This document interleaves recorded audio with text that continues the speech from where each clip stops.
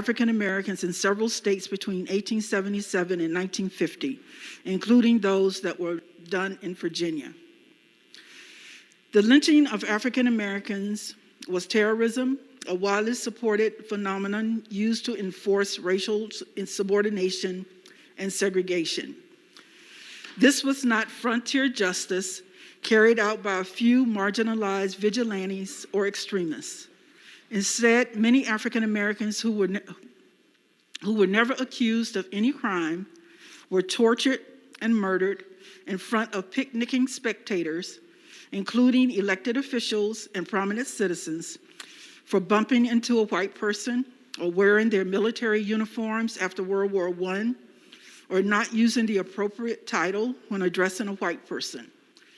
People who participated in lynching were celebrated and acted with impunity.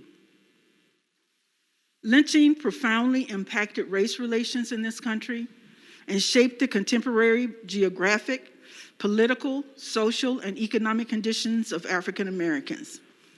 Most importantly, lynching reinforced a narrative of racial difference and legacy of racial inequality that is readily apparent in our criminal justice system today.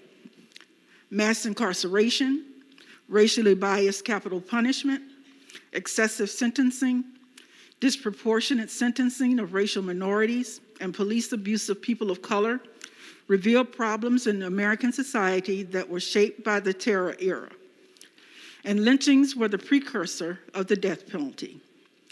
In the 1940s and 1950s, they simply moved from outside to the inside. Legal violence instead of vigilante justice. It is not lost on anyone that those states that had a high number of lynchings correlate with their support of the death penalty, including here in Virginia. Mr. President, I close with two other messages from EJI.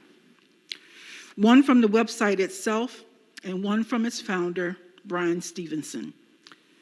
From the EJI website, it states, "The question we need to ask about the death penalty in America is not whether someone deserves to die for a crime. The question is whether we deserve to kill."